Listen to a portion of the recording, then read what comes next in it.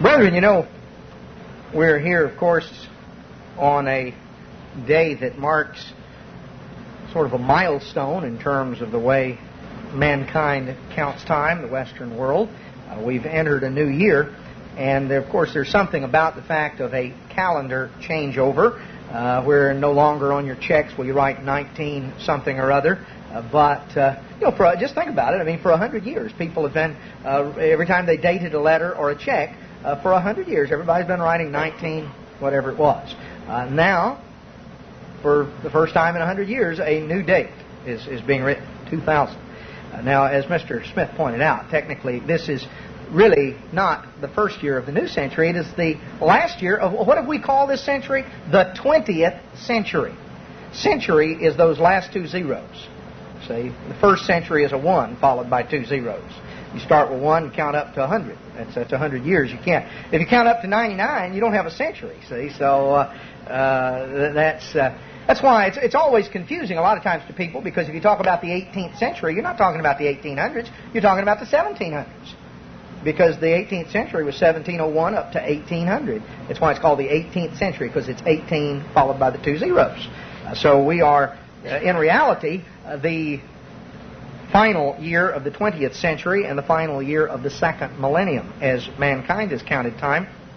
And of course, but there's just something about changing over the numbers. You know, that's sort of exciting. That's different. That's something that we've all been used to the other, and now to do that. And of course, this has been especially significant because with sort of an increasing drumbeat in the months past and the weeks past, we've been hearing about Y2K.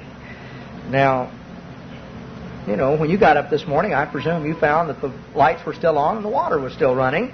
And I knew that I knew completely that Y2K was a non-event Friday morning.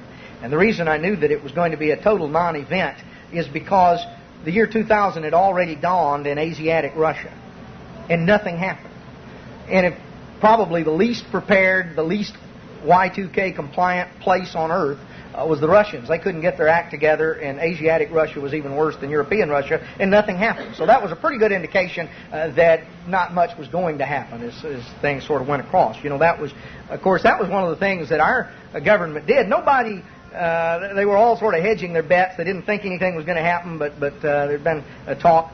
But, you know, the new year, of course, by the way of because of the fact that the earth is round, over in New Zealand when the year dawned, and then of course Asiatic Russia right there in Siberia as it started moving across. And you may think, well, what is there in Asiatic Russia to even be affected by it? I was talking with a fellow recently who is in the internet business, and he was talking about how he and a lot of others in the United States wind up subcontracting out business to people all over the world, people in Pakistan, people in India. And he mentioned a group of people in Siberia. And I said, in Siberia? He said, yeah. He said, actually, it's sort of funny. He'd been in correspondence with them. He said they had actually originally been transported to Siberia as political prisoners way back years ago to work in the salt mines. And when the Soviet Union collapsed and the political prisoner system sort of disintegrated, they wound up going into the... they were already there. They wound up staying there, and actually they got a little company going, and they do programming and you know, all over the world. I mean, there are people in Pakistan, India, places like that that do that. Sort of interesting how much things have globalized as far as our economy. But anyway, this was, Time Magazine has named their man of the century, and they're naming a man of the millennium. I guess you could say that Y2K is sort of the non-event of the millennium. That's been not a whole lot that amounted to. But it is a milestone in terms of the counting of time, and I think it is something that is beneficial to us to sort of step back and get a little perspective in terms of time, in terms of the significance of the passage of time, in terms of the significance of the passage of 1,000 years. Now, time is not something that man invented, and the counting of time is not purely an artificial, arbitrary thing that somebody just sat down and figured out one day. Back in the book of Genesis, chapter 1, in verse 14, God said, "Let there be lights in the firmament of the heaven, to divide the day from the night, and let them be for signs, and for seasons, and for days, and for years. And let them be for lights in the firmament of heaven, to give light upon the earth." And it was so. There were two great lights, one to rule the day and the other to rule the night, and the stars. And God set them in the firmament of the heaven to give light upon the earth. So we find that the heavenly bodies serve two purposes. And notice here that the whole perspective is that the universe and the things within it exist for the benefit of man upon earth. And that's, of course, contrary to the idea of modern secular thinking. But God says these things are there to give light upon the earth, and they're there to denote the passage of time. So time's not just a purely arbitrary thing. Every culture understands the concept of a day. Everybody has that concept. That's marked by the Earth's revolution on its axis. As the Earth rotates on its axis, it is light, and the part that's facing toward the sun, it's dark. The part that's facing away. So here, that's what gives us the concept of sunrise and sunset, and that denotes the day. And that's the most basic unit of time. The day has been divided up like into hours or minutes or seconds, but it's all based on the fact that it takes the Earth 24 hours to rotate. The Earth rotates, and there is a very predictable sunrise and sunset.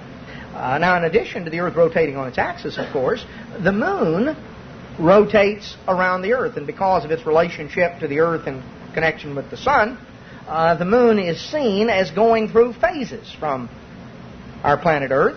And so you have that little faint crescent that we call a new moon. And it gradually expands until it gets to a full moon.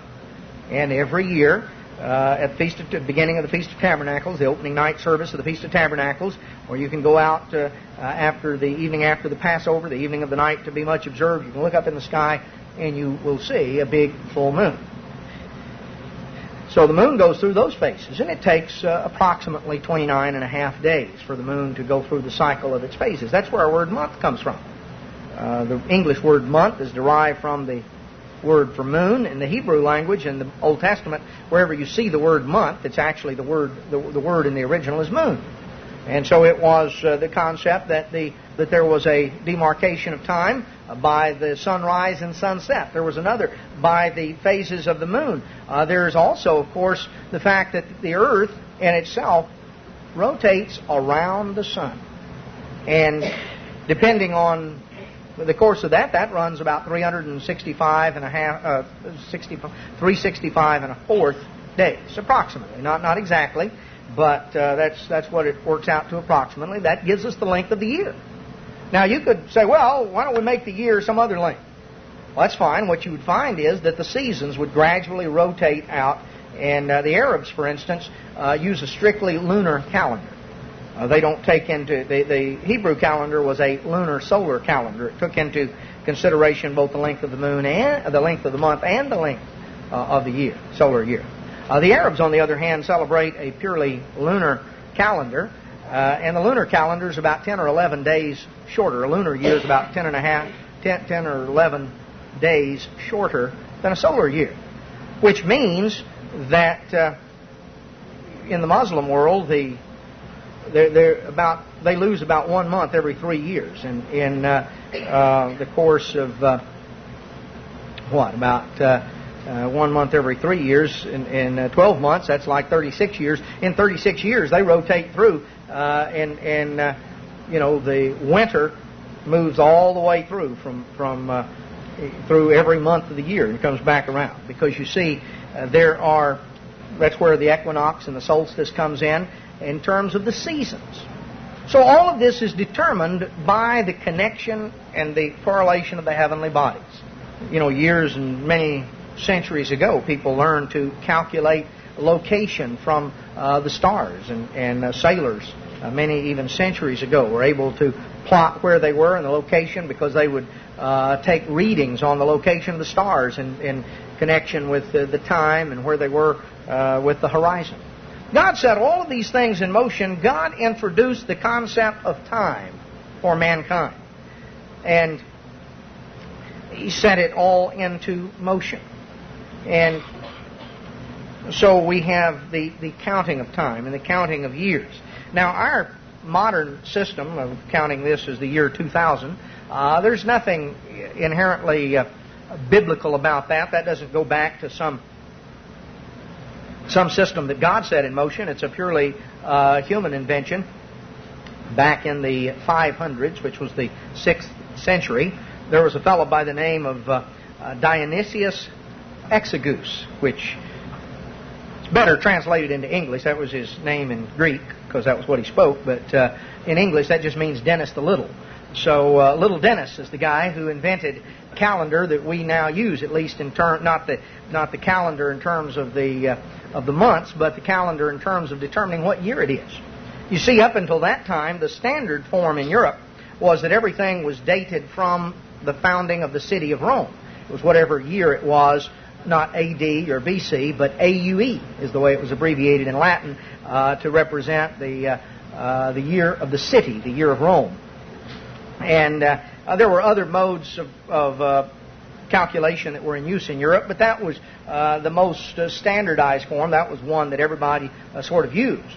And back in the 6th century, Dennis the Little sat down and he tried to figure out a new system. And what he tried to do was to calculate what year, what time, in terms of what date in the year of Rome that Jesus Christ was born. And he was going to renumber that as 1. Well, he came to the conclusion that he decided Christ was born on the 25th of December, 753 AUE. And so therefore, January 1st, 754 would now be counted as year 1. That would be the first year AD. That's Latin for in the year of our Lord. Well, virtually all the scholars today agree that he was several years off. The primary way we have, or one of the main ways we have of dating the birth of Jesus, is the gospel accounts make plain that he was born while Herod the Great was still alive. We read the story of the wise men, you remember, and they came there to Herod. In terms of the death of Herod, there are various secular historical records that would indicate that Christ was actually born several years earlier than our friend Little Dennis figured out. But anyway, that's the way the system got started, and this gradually spread over a period of several centuries and finally became standard throughout Europe. And once everybody had accepted it and centuries had gone by, the fact that somebody came along centuries later and said, I think he was a few years off on his calculations and really should have figured he should have started a few years earlier. Well, by that time everybody was used to it, and so the system has gone on. The point is that the year 2000, of and by itself as a particular calendar date, has no particular significance from a scriptural standpoint. It is not something that is set in motion in terms of a way of counting time from the Bible. It is based on a man's calculations that virtually all scholars who study the subject today, virtually all of them would agree that he was a few years off. Nevertheless, time has moved past, and as we've come increasingly up to this year 2000, there has been increasing emphasis, even in the evangelical community. There's been emphasis in terms of prophecy and talking about the return of Christ. Over in Jerusalem, they've had problems with all sorts of nuts showing up over there. Anybody can find a sheet and put it on, shows up in the streets of Jerusalem and thinks he's Elijah or Moses or somebody. And so they've had all these characters that have shown up over there that they've been afraid was going to light a stick of dynamite and try to ignite something. So they've been busily deporting some of these folks that showed up over there, thinking that they were something that they weren't. But it's created quite a bit of hoopla, and it's gotten a lot of attention. People have focused on it and talked about what it means and what it doesn't mean. I think it's interesting to look at what the Bible says about time and the passage of time. Now, in the book of Daniel, chapter 12, Daniel was given some information that related to time. Daniel 12, verse 1, "At that time shall Michael stand up," speaking of Michael the archangel, Michael will stand up, the great prince that stands for the children of your people. And there shall be a time of trouble, such as never was, since there was a nation, even to that same time. And at that time your people shall be delivered, everyone that's found written in the book. So it talks about Michael standing up in the aftermath of a time of trouble that is worse than any time of trouble that has ever been. Now in Matthew 24:21, Jesus talked about a time of tribulation that will be so great that there has never been the like.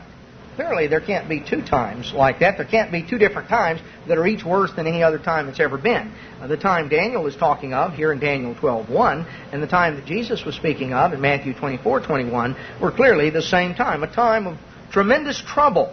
And it will be followed, verse 2, Daniel 12, verse 2, that many of them that sleep in the dust of the earth shall awake. So a time of the resurrection, a time when the wise will shine like the brightness of the firmament. Resurrection to glory. Verse 4, but you, O Daniel, shut up the words and seal the book, even to the time of the end. Many shall run to and fro, and knowledge shall be increased. Now this reference to a time of the end. It's interesting, some people have the idea that everything just continued to progress and to get bigger and better and just sort of systematically move up and every time is an improvement over a time 100 years earlier. And that's not the case at all. In fact, if you were to go back 1,000 years ago, here we are on January 1st, 2000. If you go back 1,000 years ago, you're on January 1st, 1000. The circumstances that existed in Europe 1,000 years ago were significantly worse than the time that had existed 1,000 years earlier. 1,000 years earlier would have been shortly after the birth of Jesus Christ and the very beginning periods of what we read of in the New Testament. If you go back 2,000 years ago to that point in time, if you were to go to a city like Rome, you would find that the streets were all paved. In fact, you would find paved roads running throughout and connecting much of the Roman Empire. You would find that in a city like Rome, there was indoor plumbing, there was hot and cold running water, there were aqueducts that were bringing in water from many miles away, there were all sorts of public bathhouses, there were many things that if you were to move 1,000 years into the future, coming into 1000 AD in Europe, you wouldn't find any hot and cold running water, you wouldn't find any running water at all. You'd find aqueducts that were broken down and weren't working. You would find Roman highways that had not been repaired in 500 years. You realize the highways in Europe basically went 1,000 years without any road work? From about 500 to about 1,500, there was virtually no road work. Can you imagine our highways? Can you imagine going 1,000 years without any road work? The Romans did a good job in building their highways. It was one of the things they excelled at. The Romans built highways to transport armies across. That was their primary motive. They wanted to get there quickly and efficiently. But do you realize there are still Roman highways in Europe that are still in existence and are still used to some extent? It's really incredible. I mean, the Romans, you go back and read about how the Romans built a road, it was a lot more thorough than the way we build roads, how they dug down and how they laid the various layers of stone and they built it up. Now, they weren't running 18-wheelers over them either. That would have probably significantly lessened their lifespan. But the Romans, in fact, to give you an idea, you know why? You know why our tire widths and why, like on railroad trains, the track, you know why they're the width they are? I mean, basically, it goes back to the width of the Roman chariot wheels. And the reason is that over a period of hundreds of years, as the Romans ran their chariots on these roads, guess what? Just like on our roads, they made ruts. See, even in stone, you run something for 500 years, it makes ruts.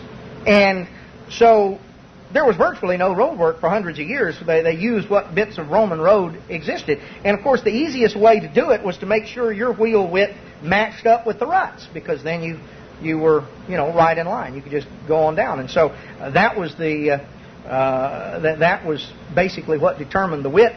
And when you got on up to modern times and the carriage makers and whatever, well, they just kept making things the width they'd always made them.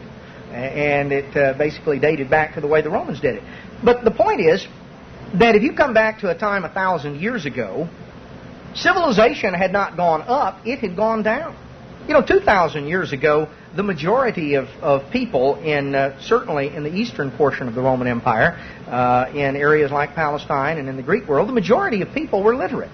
In fact, the literacy rate in Judea was considerably higher. It was probably 90%. That was considered something that all of the Jews were, if they were brought up in an observant home, they had to learn to read because they were had to be able to read the Scriptures, stand in the synagogue and read the Scriptures. But that was not just common among the Jews. The Greek world had promoted literacy, and in Rome and in places like that. Literacy was very widespread 2,000 years ago. 1,000 years ago, there were only a handful of people who could still read and write. Even many of the great leaders, many of the great monarchs and crowned heads of Europe couldn't even read and write. Just sort of in a few isolated areas, the monasteries and places like that, on a very limited basis was literacy maintained. Things had fallen apart. Now, it's funny. I mean, you talk about the fact that there was indoor plumbing and hot and cold running water in a place like Rome 2,000 years ago. There were a lot of places in Texas and Louisiana that didn't have those things until this century. I had a friend, elder there in Mississippi, in Columbus, Mississippi, Mr. Evo Walker. And back several years ago, Mr. Walker was going to transfer to Guyana for the feast. And they were very glad to get a transfer to Guyana because they don't get many transfers to Guyana. Come down there, Mr. Walker was looking for a chance to serve, and he was going to go to Guyana. And they sent him a letter, and they said, now, you understand, in Guyana, at the feast site here, there is no running water. In fact, there is no indoor plumbing. There is no electricity. We've got, battery-operated tape recorders, and we've got kerosene lamps and whatever. And so he got this, and as though he was showing it to me, and he and I were talking about it, and they sort of sent him this as like, do you know what you're getting into? And I said, well, why don't you write back and tell them, hey, that doesn't amount to anything. That's just sort of like growing up in Mississippi back a few years ago. And he laughed. He said, that's exactly right. Back when I was a kid growing up, we didn't have indoor plumbing. We didn't have hot and cold running water. We didn't have electricity. There are a lot of people who, particularly those who grew up in the rural areas of the country, particularly the rural South prior to World War II, that grew up without those things. That was something that really only became commonplace in the rural areas of the country around, let's say 30s, 40s, and even on into the 50s was a time when that spread across and became pretty well pervasive. It's not that old. Now you consider that it was a lot more common in areas going way back. The point is that civilization hasn't maintained just a straight course of going up. There were some of these things that the Romans didn't invent all these concepts, by the way. These were things that had been around a long time. In fact, there are excavations in Mesopotamia that show even back to the days of Abraham. There was indoor plumbing and things like that in areas like Babylon. So some of these are not concepts that have only been invented in the last little while, but they weren't lost, along with a lot of things. Civilization has had its ups and downs, and it went through in many cases for a period of time, there was sort of a level direction, but about 500 years after the time of Christ, with the collapse of the Roman Empire and the barbarian invasions into Europe, Europe entered a period called the Dark Ages. And in fact, if you were to go back 1,000 years ago, 1000 AD, there was not very much in Europe that would be particularly familiar today. Many great events hadn't occurred yet. William the Conqueror hadn't crossed the English Channel, and the Norman Conquest, the last successful invasion of the British Isles, had not yet occurred. That occurred in 1066. And on several years after that, about another 30 years later, before the First Crusade was launched, and Europe became involved for the next couple of hundred years in their warring there in the Middle East. All of these things went on along, and it was really only just over 500 years ago, in about the middle of the 1400s, that the modern world began to emerge. There were a couple of particular events, actually three very significant events that took place in the last half of the 1400s, two of which shaped our secular world and tie in very directly with the beginning of what is talked about here in Daniel 12:4.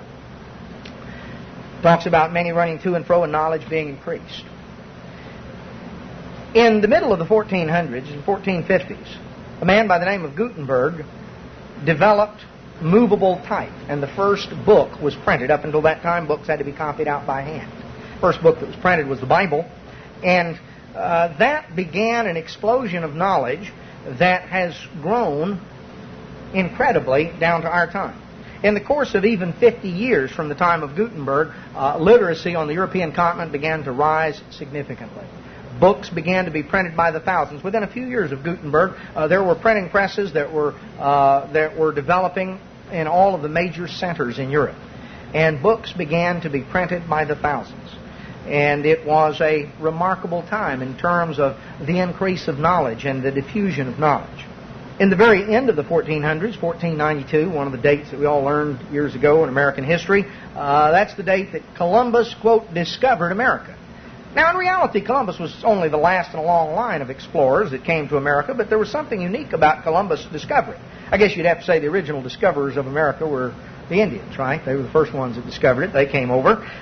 There were, across the North Atlantic, the Scandinavians, the Vikings, had, 1,000 years ago been making crossings, coming across from Scandinavia, and also groups from Ireland that had come across to Iceland, come across to Greenland, and all the way on across to what's called Vinland, or the western or the eastern shore of the North American continent. And there were settlements that were made there. There was a climate change. The 1300s was sort of a little ice age in Europe. In the North Atlantic, much of that area froze over and became unnavigable for a period of time, and it sort of broke off contact and connection. But what happened with Columbus in 1492 was that there was an unbroken connection. There was now an unbroken connection between Europe and America that resulted in exploration and colonization. The fact that the printing press had been invented made it possible for knowledge to be widely diffused. Now, I mentioned that there was a third thing. There was something else significant that happened right in the 1450s as well, and that was the fact that Constantinople, the capital of the Eastern Roman Empire, fell to the Turks. And in the few decades leading up to that, as gradually the whole Eastern Roman Empire, the Byzantine Empire, had been conquered and the Turks were moving in and pretty well surrounding the city, there were a number of people, the scholars and many of those who could, left Constantinople and realized this was a Greek city, Greek language. The best manuscripts of the Greek New Testament were maintained there. And for the first time, these manuscripts began to come into Western Europe. Many of these Greek scholars who fled and brought with them not only classical Greek manuscripts, but also New Testament Greek manuscripts, many of which wound up collecting in Switzerland. And this set the stage for the translation of the Bible, because prior to that in Western Europe, just about the only copies of the New Testament that had existed came from a Latin text, the Latin Vulgate in Rome, which was not a very accurate translation and had even some purposeful distortions here and there to coincide with Catholic doctrine. So for the first time, Greek manuscripts became available, and the Bible became a much more open book as a result of translation and printing. But what we find in the aftermath of that talks about knowledge being increased and men running to and fro. Beginning with Columbus' discovery of America, the age of European exploration and colonization occurred. And over the course of the 1500s and the 1600s and the 1700s, Europeans were spreading out all over the world and were exploring every remote area. Knowledge, as a result of the printing press, began to be widely diffused. And so by the 1500s, you have someone like Galileo comes along and completely changes the concept that people have of the earth and its relationship to the universe. By the 1600s, Isaac Newton comes along and develops formulates the laws of physics that gave rise to the modern world. The 1700s, you had the beginning of the Industrial Revolution, the invention of the steam engine. And so by the end of the 1700s, there was the steam engine. And by the early 1800s, that gave rise to steamboats and railroad trains, which made possible, over the course of the 1800s, a transportation revolution. As men plied the oceans, still in sailing ships, but with the steamboats, they were able to navigate all of the rivers and to go up the Mississippi and to go, against the current. With the railroad trains, they were able to completely traverse all of the areas, the British Isles, eventually by the mid-1800s to the whole North American continent. And so it saw a rapid period of change and of progress. But that progress is not something that had been from century to century. It was something that for a period of about 1,000 years, things had either been going down or else had remained static.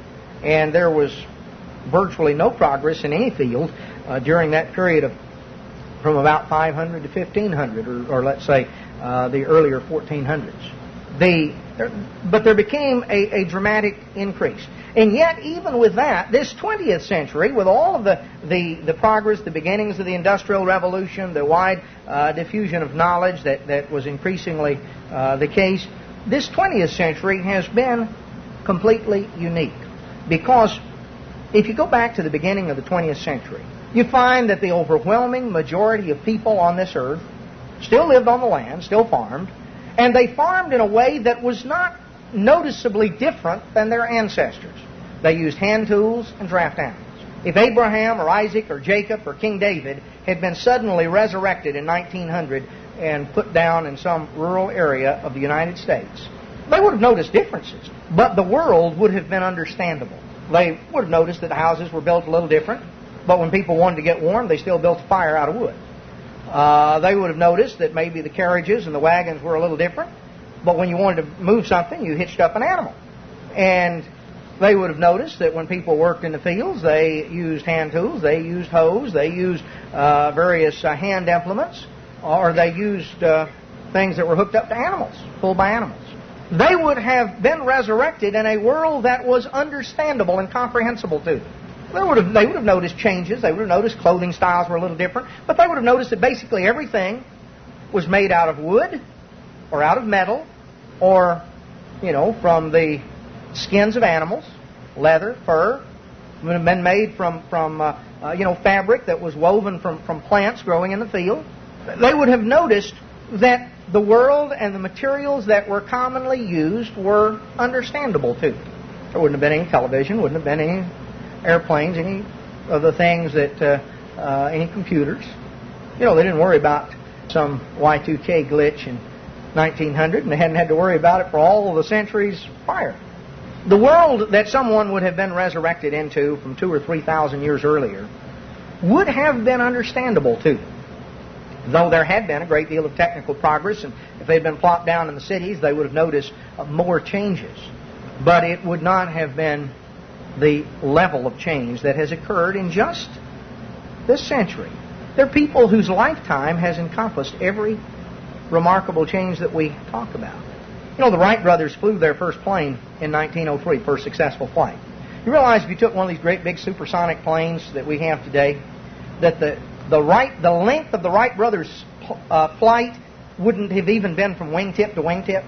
This was a great thing. Man can fly. Well, he can't even fly from one end of the plane to the other. That's incredible. You go back and read about Charles Lindbergh when he flew the Atlantic in 1927. This was a great thing. People didn't think it could be done. And, what all was involved. And this tremendous event took him 33 hours to cross the Atlantic from New York to Paris. That's an incredible thing when you consider one person by himself doing that. I mean, among other things, he had to stay awake for all that time. And that was one of his great difficulties in getting across. But you look at that and you realize here was the lifetime of a man who was born about the time the Wright brothers flew their first plane. And so as a young man in his 20s, he makes another great leap. He flies the Atlantic by himself. As an older man in his 60s, recently saw a picture of him with Neil Armstrong and with the Apollo astronauts. And he was signing autographs for them. They were wanting to visit with him. And you consider that in just a matter of time, in just over 40 years, we went from the biggest event up until then was somebody flying the Atlantic from New York to Paris. 42 years later, we launched a rocket in Florida, and it went all the way to the moon and back. 42 years. 66 years earlier, the Wright brothers had made their first flight. Now that's an incredible speed of progress. You see, there was something that started out in the in the mid and late 1400s that began a progression that systematically from century to century, the 16th century, 17th century, 18th century, 19th century, there was a significant increase. But when you open the 20th century, there was only a foundation. Things had really not changed that much. And then came flight's just one thing. Radio, television, computers. Yeah, I mean, it's incredible. I mean, you're now, we're to the stuff of what we were reading as science fiction just a few years ago. Computers talk to you. You know, I mean, sometimes you don't want them to talk. You dial in. One of my pet peeves, you try to call somebody. You need to ask a question. And you get this computer-generated voice on the other end wanting to know, giving you your options. And you want to press this button or that button. And the one button they don't tell you how to press is the one, I want to talk to somebody. And so you keep transferring through and they do all this stuff. Or it's, it's incredible, the things. And they're voice-activated computers. And there's just incredible change and transformation. I think the most graphic illustration of what has changed in this century and how quickly it changed is if you see newsreel footage of the beginning of World War II. The opening event of World War II was Hitler's invasion of Poland. That's what launched World War II in 1939. But when you look at some of the pictures or the newsreel footage, what you see is Hitler's troops are coming into advancing across the Polish border is you see the Polish cavalry that was up on the hill. You see, the leader here sitting on his horse with his sword up, and he's ready to motion his men to charge. 6 years later. King David would have been able to relate to that. If he, up there and hear people there, I mean, they had guns and things like that were different, but he could have related to a fellow sitting on a horse holding a sword up in the air, ready to give the signal to his men. People for thousands of years could have related to that, but they could absolutely have not even come close to relating to an event that happened 6 years later. The event that closed World War II, that was the mushroom-shaped cloud over Nagasaki. An incredible transformation of the world in 6 years. We entered the atomic age at the end of World War II. So we see that this century, this time, is unique. You can go back 1,000 years and you don't see 1,000 years of progress. You see about 500 years of absolute being static and virtually no progress in any field. And then you see, over the course of the next 500 years, an incremental progress. And then you see at the beginning of this century, just like an upright spike in terms of the technology that has transformed our world. Absolutely transformed it in the course of 1 century.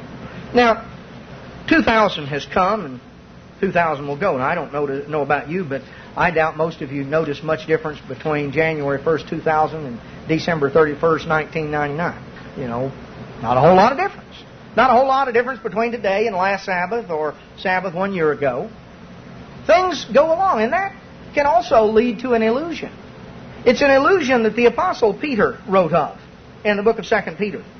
A way of thinking that shapes many people. In the book of 2 Peter, Peter's writing toward the very close of his life.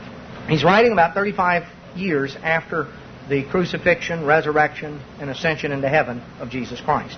And during the course of this time, the New Testament church has grown.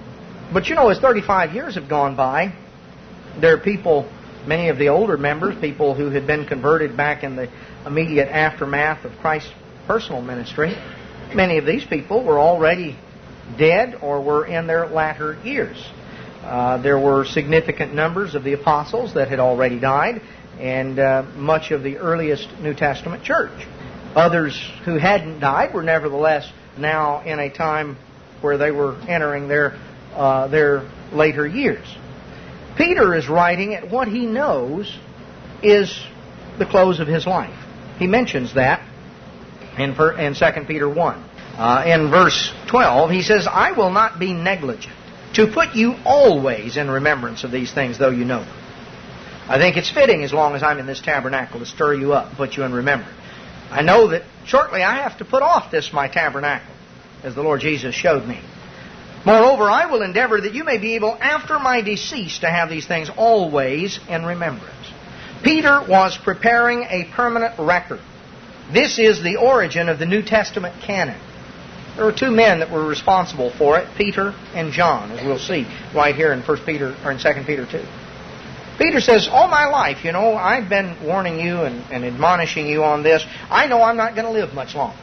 And I want to ensure that after I'm dead and gone, you will be able to have these things always in remembrance. The only way you can have something always in remembrance is you have to have a permanent record. You have to have a written record. See, they couldn't even have a cassette tape of Peter that they could play back, from time to time. Some of us may go back and listen to an old cassette tape of Mr. Herbert Armstrong. Well, in our age, our technology, you can literally listen to his voice. You can punch in, hear an old radio program that was done way back in the early 1950s. There's some of those floating around. And the thing you find when you listen to them, by the way, is there's a timeless quality to them. It really is remarkable. They're just not dated. I mean, you go back, you can listen to something, some of these radio programs that he did way back when, and it's notable that way.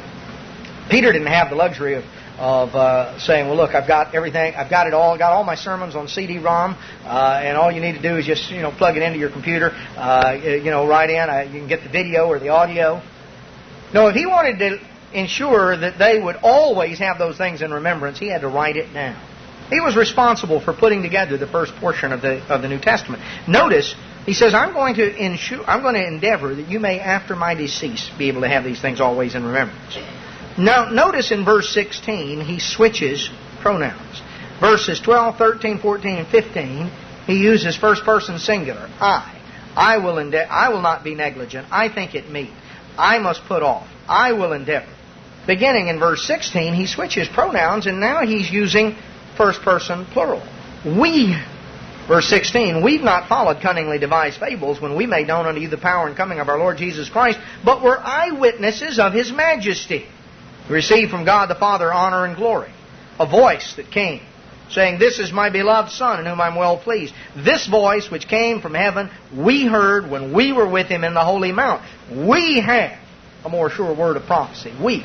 Who's the we? Well, you go back to Matthew 17, and you find that Jesus went up into a mountain and was transfigured before three of His disciples, Peter, James, and John. He took them apart, took them up by themselves. He was transfigured before them. They saw Him in His glory. They saw Him as He will appear in the kingdom. They heard a voice from heaven saying, This is my beloved Son, in whom I'm well pleased. Now James, who was John's brother, was the first of the 12 apostles to be martyred. You can read of that in Acts 12. Here is Peter now writing at the end of his life, and there are only two out of those three who've been alive for a number of years. Peter and John. John outlived Peter by about 30 years. So, who had the sure word of prophecy? Peter and John. They had been singled out, and they had that sure word of prophecy. Peter was doing his part now at the end of his lifetime. He was putting together the first 22 books of the New Testament. John, about 30 years later, added 5 more, the 5 that he wrote. John, the Gospel of John, the epistles of 1st, 2nd, and 3rd John, and the book of Revelation. Now, Peter is going through and he's setting the stage for something, because now in chapter 2, he reminds them about something. He says, There were false prophets among the people, and there shall be false teachers among you. Hearkening back as they looked at the Old Testament Scriptures, they would find over the period of time, over and over, there had arisen false prophets. Now, Peter is writing in the mid-60s or late 60s A.D. By this time, a lot of heresies have begun to creep in. False teachers have begun to come into the church. By the time John was writing 30 years later, some of these false teachers had literally taken over and were casting true Christians out. Diotrephes mentioned in 2 John. So Peter says, look, because this can be discouraging for folks. 35 years has passed, Christ hasn't come back, and now there are all sorts of problems in the church. And false teachers and heresies and all sorts of ideas. Confusion beginning to spread. Peter is now providing a basis by which people can evaluate truth from error. He is putting together the writings of the New Testament apostles. And you see, he says over in 2 Peter chapter 3, verse 2, that you may be mindful of the words which were spoken before by the holy prophets, and of the commandment of us, the apostles of our Lord and Savior. That's the Old and the New Testament. The words of the prophets were the Old Testament. The commandments of the apostles is the New Testament. Peter is telling the people that they are to be mindful, they are to pay attention, not to all this confusion that they hear everywhere, all over the place. They are to pay attention to the written record preserved by the writings of the words of the prophets and the words of the apostles of Christ. That is to be what they're to have in remembrance, what they're to be mindful of. He's in the process of putting it together and ensuring that they will have this record after his decease. So in chapter 2, he begins to address the subject of false prophets, and he puts it in perspective. He talks about the fact in 2 Peter 2:2 that many follow their pernicious ways, and how that in verse 3, through covetousness shall they with feigned words make merchandise. Verse 4, now he begins to put it in perspective. He said, for if God spared not the angels that sinned, but he cast them down to Tartarus. This is a different word. There are 3 different words for hell, by the way, in the New Testament. Hades, Gehenna, and Tartarus. This is a word that's only used here. It refers to a place of restraint. The angels that sinned, the angels who kept not their first estate, as we're told. You can read about the rebellion of the angels. Christ talked about in the Gospels how I saw Lucifer fall, I saw Satan fall as lightning from heaven. You can go back to Revelation 12, and it talks about how the dragon, that old serpent called the devil and Satan, was cast out, and his angels with him, as they had sought to rebel against God. Well, notice Peter says, now look, God didn't spare the angels that sinned. He cast them back down and placed them under restraint. They're reserved to judgment. Verse 5, he didn't spare the old world, but he saved Noah, the eighth, a preacher of righteousness, bringing in the flood upon the world of the ungodly. Verse 6, turning the cities of Sodom and Gomorrah into ashes, condemned them with an overthrow, making them an example unto those that should after live ungodly, and delivered just Lot. So Peter singles out 3 times when God intervened for judgment. God dealt with the angels that sinned and cast them back down. God destroyed the world that then was, the old world. He destroyed it with a flood, and he saved Noah and his family. God destroyed the cities of Sodom and Gomorrah, burned them to ashes. He saved Lot and some of his family. The point is, as Peter says, here's his point, verse 9, the Lord knows how to deliver the godly out of temptation and to reserve the unjust unto the day of judgment to be punished. So Peter said, look, whatever you see around you, whatever goes on, whatever seems to be happening in the world around, never lose sight of this. God knows who's who, and He knows what's what.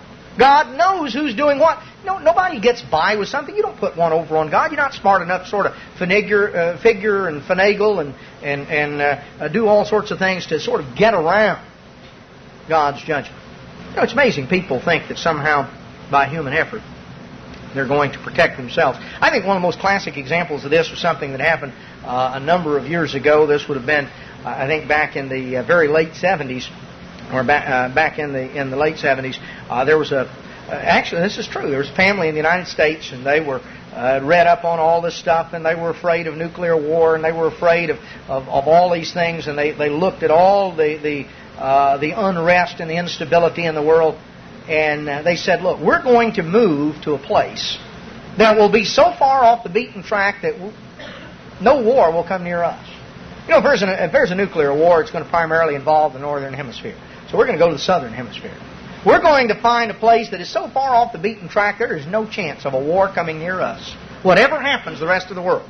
And so they wanted to find a place that, they were Americans, so they wanted to find a place that spoke English. They wanted to find a place with, stable government and a basic, rule of law. They were looking for certain things. And they thought they had come up with the ideal place. They had picked a spot on the earth that met all of those criteria, and it was so remote from anywhere or anything. It's the last place on earth there'd ever be a war. You know where they moved? The Falkland Islands. Got there about a year before Argentina invaded. The point is, where are you going to pick that you're going to hide where nobody can find you? No problem. I'm going to get the place, and boy, that's going to be safe. There's no place you can go that you can hide. That somebody else, as they found out to their dismay, the point is, Peter says, look, God knows how to deliver the godly, and He knows how to reserve the unjust to the day of judgment. God knows how to sort things out. Isn't that a great relief? You and I don't have to sort everything out and put everybody in the proper pigeonhole. God already knows how to do that. He's very capable of sorting out. He knows who is who. See, none of us are so smart that somebody can't fool me or you. We've all been fooled, right? Sometimes people that we may have been very impressed with thought, boy, he's so righteous, wish I could be like him. Then time goes by and you realize, boy, he is nothing at all like what I thought. Some of those folks have long since gone by the wayside. The point is, God knows who's who. He knows who the godly are and He knows who the ungodly are, and He knows how to separate it out. And He knows who to protect and He knows who to reserve unto judgment. So Peter tells people, he says, look, in spite of all the things you see around you, put it in perspective. God knew how to deal with the angels. He knew how to deal with the pre-flood world. He knew how to deal with Sodom and Gomorrah. And He hadn't forgotten anything since. It's not like, He's sort of out of practice. He knows just how to do it. Now, who's He going to deal with? Well, verse 10, chiefly them that walk after the flesh in the lust of uncleanness. They're driven by their own bodily appetites and passions. They despise government. Nobody's going to tell them what to do. It's sort of interesting to me that that has been one of the things that has afflicted, seems many even of God's people in recent years, despise government. Oh boy, the idea of government. Well, Peter seemed to think that wasn't a real good thing. He talks about people who are presumptuous, self-willed, not afraid to speak evil of dignities. Hey, nobody is going to tell them what to do. Self-will. I'm going to do what I want to do. Well, that doesn't fit in with God's plan very well. So Peter goes on, and he was having to deal with problems like this way back when. So he goes through and he talks about that, and he talks about the attitudes of some of these who were seeking to subvert the churches. And then in chapter 3, he says, I'm stirring you up. I want you to remember the words spoken by the prophets of old and the commandments of us, the apostles. Verse 3, knowing this first, that there shall come in the last days scoffers, walking after their own lusts, and saying, where is the promise of His coming? For since the fathers fell asleep, all things continue as they were from the beginning of creation. An attitude that everything just continues along by natural means, natural cycles. Everything continues as it has been all along. For this, verse 5, they willingly are ignorant of, that by the word of God the heavens were of old, and the earth standing out of the water and in the water. They're willingly ignorant of the evidence of creation. There was a time when matter came into existence. There was a time when the earth and the heavens came into existence. The earth as we know it consisting of land and water. There was a time when that came into existence, and there was a time when it did not exist. Those who hold this idea that everything just sort of has always gone along. What Peter is pointing out here, and he uses three examples, he uses a couple of examples right here to do so. And he used others back in chapter 2. That is the fact that God steps into history. God steps into His creation. He is the great creator, and He is involved in His creation, and He exercises defining actions. He exercises judgment. And there's evidence of that, and there are those who are willingly ignorant. You see, their statement is, where's the promise of His coming? Everything just continues on along. The year 2000 comes and goes. Well, the year 2000 is of no particular significance from a biblical standpoint. It's not some year that is focused on in terms of biblical chronology. It simply represents a human way of counting time. But the concept of 1,000 years as being a significant period of time is derived from right here in 2 Peter 3:8. That significance, that 1,000 years is a significant period of time, as we're going to see. But the first thing that is really significant is the fact that there is evidence that clearly demands the existence of a Creator who judges His creation. They're willingly ignorant. Now, someone is willingly ignorant, that means that the evidence is available. Peter said, even back in his day, anybody should have been able to figure out that matter had not always existed, that what we saw had to have been brought into existence. And you realize that some of the smartest of the Greek philosophers held to the idea that matter had always existed. And Peter says they're willingly ignorant. Matter hasn't always existed. There was a time when the heavens and the earth were created. In verse 6, whereby the world that then was, being overflowed with water, perished. The heavens and the earth which are now, by the same word, are kept in store, reserved unto fire against the day of judgment and perdition of ungodly men. So there was a judgment on the pre-flood world, and it perished in water. And there is going to be a judgment on our world that is going to culminate in fire. And you can read that back in Revelation chapter 20, in the lake of fire that engulfs the earth and the new heavens and the new earth that appear in the aftermath. Peter said, there's evidence.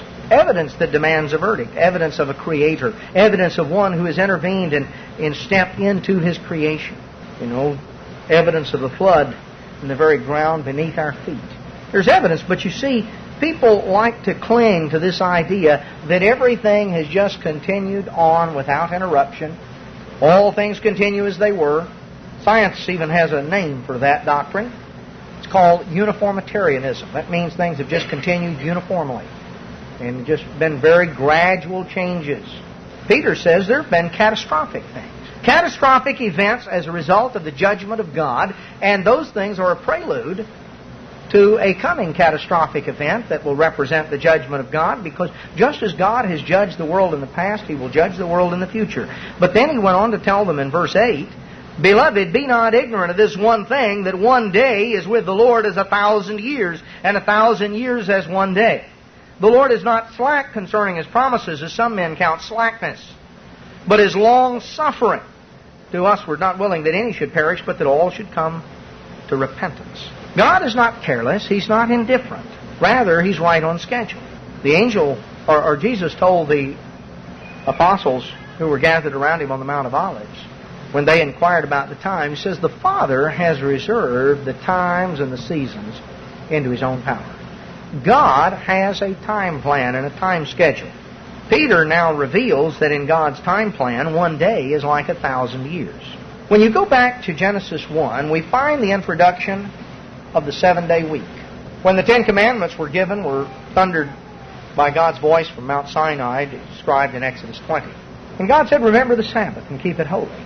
He gave as His basis of that the fact that in 6 days He created the heavens and the earth, and then the seventh day He sanctified, He rested and was refreshed. And the Sabbath, the seventh day, was to be remembered. It was to be kept holy. The week is not a concept that derived from the natural world. The concept of a day, the concept of a month, the concept of a year is all derived from the interaction of the sun and the moon and the sun. The earth, the sun, and the moon. The week is not determined by a particular cycle. The week is 7 days, and there's nothing that corresponds exactly to that 7 days. The week is an institution that owes its existence to the direct creative act of God.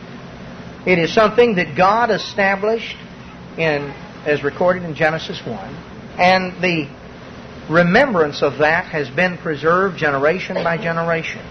The week was not invented by human beings, and it is not determined by the natural cycles that you observe in the sky. The week is determined and set by God as 7 days. And every seventh day is a memorial of the time that God rested and sanctified a particular period of time in creation week. So the weekly cycle is something that in a unique way was established by God. 7 days. In the Old Testament, you can go back to Isaiah 14 and other places, there was an understanding that the time of the Messiah's reign would be like a Sabbath. In fact, let's just notice very briefly back here in Isaiah 14. It talks about in Isaiah 14:7, the whole earth is at rest and is quiet. They break forth into singing. Up in verse 3 of Isaiah 14. It'll come to pass in the day that the Lord shall give you rest. Rest from your sorrow and from your fear and from your hard bondage. The time of rest. The whole earth is at rest. It's at rest from sorrow and from fear and from hard bondage. Interesting, the very first place you read of fear, sorrow, and hard bondage is in Genesis 3. Adam was afraid and he hid himself. And God said unto Adam and unto Eve, with sorrow you'll bring forth your children. With sorrow, you will till the ground.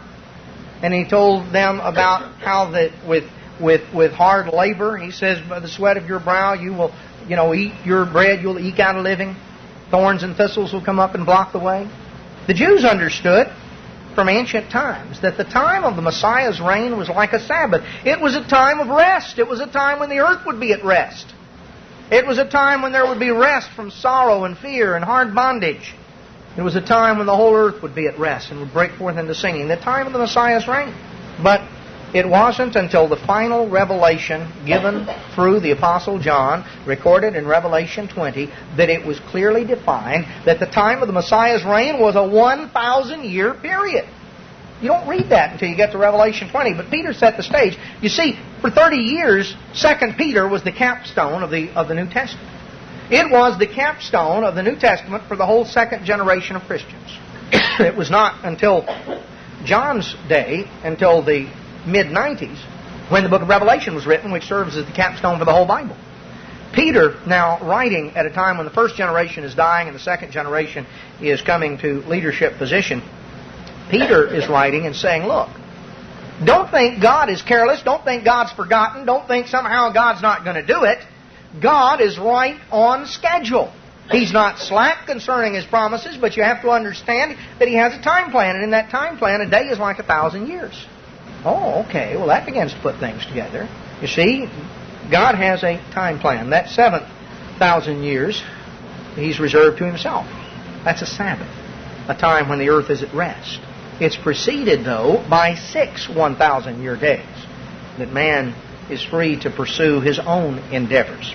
So Peter sets the stage. He shows the significance of 1,000-year periods and that God is not slack. God is right on schedule. God is working out His plan and His purpose. Then, 30 years later, the Apostle John was used of God to put things in final perspective and to clearly define that the time of the Messiah is indeed a 1,000-year day, which, when you put it together with 2 Peter 3, serves to show the time plan of God. We live in a time when we're very conscious of time. People have clocks and watches and alarms and buzzers go off, and our life is more regulated by time than perhaps any other people who've ever lived. We're very conscious of time. And our consciousness of time has been perhaps even more focused in recent months as we have come up to what is a benchmark in terms of the way we measure time in the Western world. The significant thing is the fact that God is the author of time, that God has a time plan, that God knows how to distinguish between those who serve Him and those who don't. He knows how to reserve the godly and to punish the unjust. God knows how to deal, and He will, right on time.